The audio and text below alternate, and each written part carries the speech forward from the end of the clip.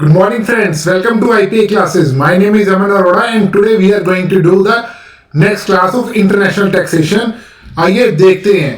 अब देखिए इसके अंदर क्या है। ये मैं आपके लिए एक पीपीटी लेके आया हूँ। इस पीपीटी के अंदर हमने जो लास्ट टाइम किया था कि यूएस की टैक्सेशन क्या होती है, न्यूजीलैंड की टैक्सेशन क्या होती है, ऑस्ट्रेलिया की टैक्सेशन में क्या होता है और कहाँ पे जाके हमें रिटर्न भरनी होती है, तो हम उसका सेकंड पार्ट करने लगे हैं।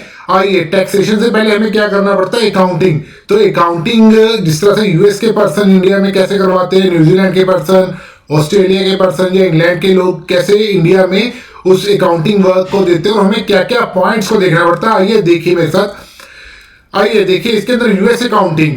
यूएस के लोग क्या करते हैं, यूएस के लोग इंडिया के अंदर, ये इंडिया के अंदर क्या कर रहे हैं, वो अपना वर्क दे रहे हैं। ठीक है, जैसे कि यहाँ पे ये इंडिया के अंदर अपना वर्क दे रहे हैं, तो वो किनको दे रहे हैं ये काम, अपना इंडियन केपीओस को, नॉलेज प्रोसेसिंग आउटसोर्सिंग कंपनीज है, जैसे एक्सेंचर हो गया दिल्ली में, वहां पे उनका एक यूनिट है, वो क्या करता है, फॉरेन अकाउंटिंग करता है। ठीक है, चंडीगढ़ में है, मुंबई में है, काफी सारे केपीओस वगैरह ओपन है। तो क्या करते हैं, यूएस की जो डिफरेंट स्टेट्स है, जैसे स्टेट ऑफ डेलावेयर हो गया, स्टेट ऑफ पेंसिल्वेनिया हो गया, ठीक है, तो वहां के लोग इंडिया में काम भेजते हैं। अब उसके बाद क्या है, यहाँ पे मेरे इस ग्राफ में, इस डायग्राम में आप देख सकते हैं कि वहां के लोगों ने इंडिया के अंदर काम भेजा है, इंडिया की कंपनीज को, और वो कौन सा काम भेज रहे हैं, अकाउंटिंग का दे रहे हैं। तो अकाउंटिंग का काम जिस तरह से हम इंडिया में भी लेते हैं, तो हम क्या डिस्कस करते हैं, सबसे ज्यादा हम क्लाइंट के साथ डिस्कस करते हैं कि भाई क्लाइंट को की क्या रिक्वायरमेंट है। सबसे पहले हम क्या देखेंगे, क्लाइंट की क्या रिक्वायरमेंट है, जैसे इंडिया में होता है वैसे उनका भी तो होता है, उसको अंडरस्टैंड करेंगे और उसके बाद क्या बनाएंगे, ये सबसे इंपॉर्टेंट पार्ट है यहाँ पे। We will make workflow, we will make workflow. Workflow का मतलब क्या हुआ कि उनको किस तरह का काम चाहिए, कब कब काम चाहिए, उनके ऊपर क्या टैक्सेशन की एप्लीकेबिलिटी है और हमें कैसे कैसे फाइनेंशियल्स बना के देने हैं। तो देखिए मैं आपके सामने एक छोटा सा वर्क फ्लो लेके आया हूँ। ये सब मैंने एक कुछ रिसर्चेस करी हैं, ठीक है ना, और कुछ उनकी बुक्स पढ़ी हैं, तो उसके हिसाब से मैंने एक छोटा सा एक वर्क फ्लो बनाया हुआ है। तो इसके अंदर क्या है, यहाँ पे मैंने जैसे कि बताया हुआ है, वर्क फ्लो मंथली फाइनेंशियल्स बनाने हैं उनके। जैसे कि अमेरिकन कंपनी है, स्टेट ऑफ फिलाडेल्फिया, वहां से क्या हुआ, हमें काम मिला और हमने क्या किया कि उन्होंने हमें बोला कि आपने मंथली फाइनेंशियल बनाना है, यानी बुक्स जो आपने क्लोज करनी है वो हर मंथ के मंथ हमको उसका स्टेटस देना और अपडेट करना है। तो उन्होंने हमें एक क्या बनाया, हमने उनके साथ डिस्कस करते हुए एक वर्क फ्लो बनाया। उसके अंदर उन्होंने हमें बताया कि आपने फर्स्ट डेट को हमें क्या देना है, कि मंथ एंड कैलेंडर देना है, कि आप किस तरह से काम करेंगे, कैसे कैसे करेंगे, और वो आपने हमें सेंड करना है। और सेकंड डे के ऊपर आपने डाउनलोड करनी है पेरोल रिपोर्ट्स। पेरोल रिपोर्ट्स का मतलब कैसे क्या हो गया, जैसे टैली के अंदर भी पेरोल रिपोर्ट्स होती हैं, वैसे वहां पे भी तो लोग काम करते हैं, बस फर्क ये है कि यहाँ पे मंथली बेसिस पे हमें सैलरीज मिलती है, वहां पे आर्ली बेसिस के ऊपर हमें क्या मिलते हैं, सैलरी मिलती है पर आर के बेसिस के ऊपर। तो पेरोल वगैरह के वहां पे काफी सारे सॉफ्टवेयर हैं और उन सॉफ्टवेयर से हम क्या करते हैं, डाउनलोड कर लेते हैं। रिपोर्ट 15 डेज की होगी या 10 डेज की होगी या 1 वीक की होगी, ठीक है।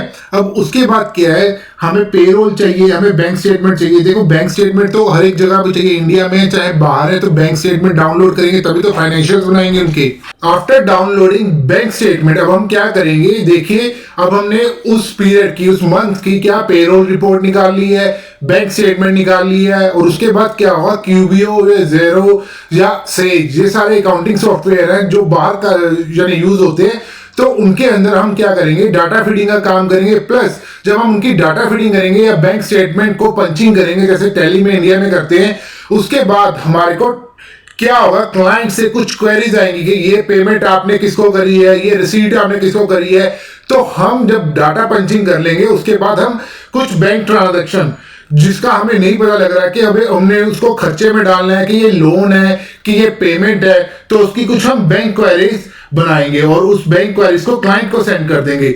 और उसके बाद क्या होगा, वो बैंक क्वेरीज की जो हम जो रिपोर्ट बनाएंगे, जो एक्सेल में जो स्टेटमेंट बनती है, उसके ऊपर क्लाइंट हमें क्या देगा, जवाब देगा। अब देखिए उसके बाद क्या, इसके साथ साथ कुछ बिल्स भी हमें मैन्युअली एंटर करने पड़ेंगे क्यूबीओ में, ज़ेरो में या सेज में। इस तरह के काफी सारे सॉफ्टवेयर होते हैं, पर बेसिकली ये 3 सॉफ्टवेयर इस टाइम पे बहुत ज्यादा चल रहे हैं। उससे पहले ऑस्ट्रेलिया में मायोब भी होता था, लेकिन वो बहुत ज्यादा आउटडेटेड हो गया। तो उसके बाद क्या, कुछ बिल्स जो हमें फॉरेन के बिल्स हो गए, जैसे कि क्या हो गया, हमने फर्नीचर परचेज कर लिया या हमने कोई सर्विसेज ले ली है, ठीक है ना कुछ, तो वो बिल्स हमें क्यूबीओ में मैन्युअली भी डालने पड़ेंगे। वो बिल्स कहाँ से मिलेंगे हमें, ये जो बिल्स है ये हमें क्लाइंट देगा, ठीक है। तभी हमने यहाँ पे, मैंने क्या लिखा हुआ है यहाँ पे, पहले 3 पोर्शन में लिखा हुआ है यहाँ पे कि बैंक की स्टेटमेंट को कैसे डील करना है, उसको पंच कैसे करना है क्यूबीओ में। नेक्स्ट उसके बाद क्या लिखा हुआ है कि अकाउंट्स पेबल को हमने रिकॉर्ड करना है या अकाउंट रिसीवेबल्स जो है वो रिकॉर्ड करना है। जनरली अकाउंट रिसीवेबल इंडिया में हमें क्लाइंट नहीं देता है, क्योंकि अकाउंट्स रिसीवेबल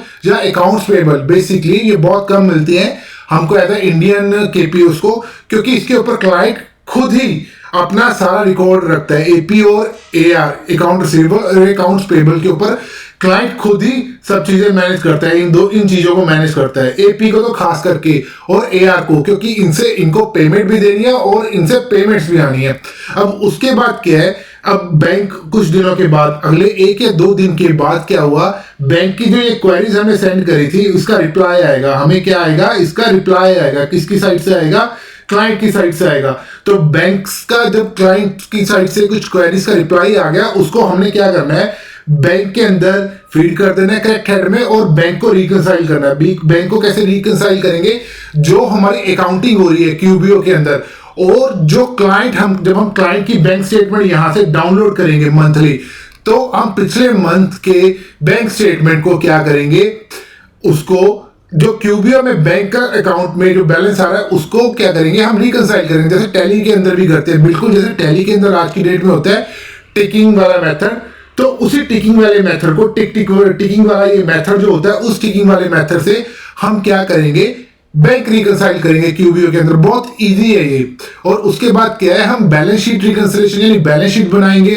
बैलेंस शीट में क्या है, हम क्या लिखेंगे, एक्रूअल्स। एक्रूअल्स क्या होते हैं, वो वाले खर्चे जिनके अभी हमारे पास बिल्स नहीं आए हैं, लेकिन कंसिस्टेंटली पिछले मंथ्स में भी बिल आ रहे हैं, और उसको हमने बुक्स के अंदर रिकॉर्ड करना है। जैसे कि इलेक्ट्रिसिटी के खर्चे हो गए, ठीक है, ये एक एग्जांपल है जो हर मंथ आ रहे हैं आपको, और आपने उसको एज अ प्रोविजनल बेसिस के ऊपर, इंडिया में इसको प्रोविजंस कहा जाता है, प्रोविजनल बेसिस के ऊपर इनको बुक्स में लिख देना। और जब ये एक्रूअल्स के जो बिल्स आएंगे तो इनको एक्रूअल्स को रिवर्स कर देना है। ये हम आगे वाली इंटरनेशनल अकाउंटिंग की क्लासेस में देखेंगे एक्रूअल्स को कैसे रिवर्स करना है, या मंथ एंड क्लोज एंट्रीज कैसे करनी है।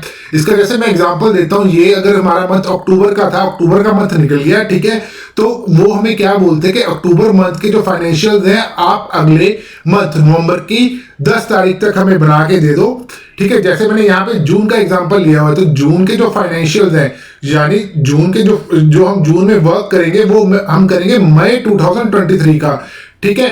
तो ये अब इस चीज के बारे में उन्होंने बताया हुआ है, और हमें बताया हुआ है कि जैसे कि अब पिछले मंथ में जो भी हमने कोई काम उन्होंने किया है फॉरेनर्स ने, उसकी अकाउंटिंग हमने अगले मंथ के नेक्स्ट 10 डेज में हमने देनी होती है। जैसे कि यहाँ पे मैंने लिखा हुआ है कि 1 जुलाई को, जो अगर मैं एग्जांपल लूँ, जून 2023 के मैंने मंथ एंड फाइनेंशियल्स क्लोज कर रहे हैं, तो 1 जुलाई को मैं क्या करूंगा, डाउनलोड कर रहा हूँ, पेरोल रिपोर्ट को डाउनलोड कर रहा हूँ। उसके बाद क्या है, अब देखिए जी, जैसे कि हमने अब मंथ एंड एक्रूअल्स की एंट्री डाल दी है, बैंक को पंच कर दिया है हमने, ठीक है, और आपने कुछ मैनुअल जर्नल एंट्रीज भी डाल दी है, कुछ एपीएआर की अगर कुछ एंट्रीज है तो वो भी डाल दी है।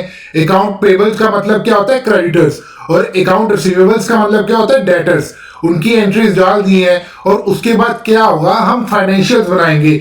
जैसे कि टैली के अंदर भी बैलेंस शीट अपने आप बन जाती है या प्रॉफिट एंड लॉस अकाउंट बन जाता है, तो यहाँ पे भी क्यूबीओ में, ज़ेरो में क्या होता है कि अगर आपने डाटा पंचिंग कर दी है तो उसके बाद बैलेंस शीट और प्रॉफिट एंड लॉस अकाउंट को आप निकाल सकते हैं और फाइनेंशियल रिपोर्ट आप प्रिपेयर कर सकते हैं। जनरली ये क्या होता है कि ये क्लाइंट की रिक्वायरमेंट के ऊपर होता है। कई बार क्लाइंट कहते हैं कि हमें क्यूबीओ और ज़ेरो में जैसे डाटा है उसके अंदर कुछ मॉडिफिकेशन करके उसे एक्सेल में निकाल के दे दीजिए, उसके अंदर कुछ मॉडिफिकेशन कर दीजिए, या सॉफ्टवेयर के अंदर हमने जिस तरह क्यूबीओ है या ज़ेरो है उसके अंदर हमने क्या किया हुआ है, हमने अपनी कुछ कॉन्फ़िगरेशंस कराई हुई हैं और हमें उन कॉन्फ़िगरेशंस के अकॉर्डिंग बैलेंस शीट या प्रॉफिट एंड लॉस अकाउंट को आप बना दीजिए। तो हमें वैसी रिपोर्टिंग बना के देनी होगी। यानी मेरा कहने का मतलब है, जैसी क्लाइंट रिपोर्टिंग मांगेगा, अगर उसे क्यूबियो और ज़ेरो में उसे कुछ मॉडिफिकेशन करवाई हुई है और उसने रिपोर्टिंग के लिए कुछ उसके अंदर प्लगइन्स डाले हुए हैं, तो हमें वैसे ही प्लगइन्स के अकॉर्डिंग रिपोर्ट बना के देनी पड़ेगी। ऑब्वियसली है कि उससे पहले क्लाइंट हमको बताएगा कि आपने ऐसे फाइनेंशियल रिपोर्ट हमको बना के देनी है, और वो हमको ट्रेनिंग भी देगा। और उसके बाद क्या है, जब हमने एक ड्राफ्टेड फॉर्म में फाइनेंशियल्स बना दिए हैं, तो मैं क्या करूंगा, 9 तारीख को या 10 तारीख को नेक्स्ट मंथ की उसको मेल कर दूंगा क्लाइंट को कि देखिए हमने अपनी तरफ से क्यूबियो या ज़ेरो या सेज में डाटा बना दिया है और हमारे अकॉर्डिंग ये फाइनेंशियल्स है, प्लीज आप इसको चेक कर लीजिए।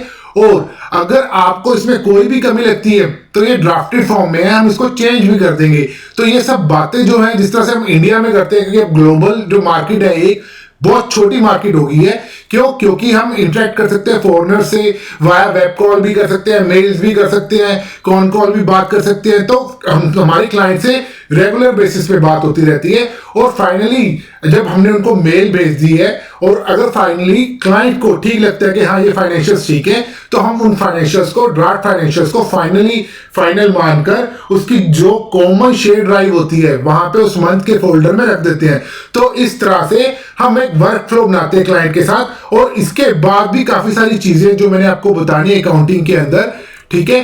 तो आप बने रहिए आईपीए क्लासेस के साथ। एंड फ्रेंड्स, मैं एक आपको जरूर बात कहूंगा, अगर आपको ये क्लासेस ठीक लग रही हैं तो प्लीज वीडियोस को लाइक करिए,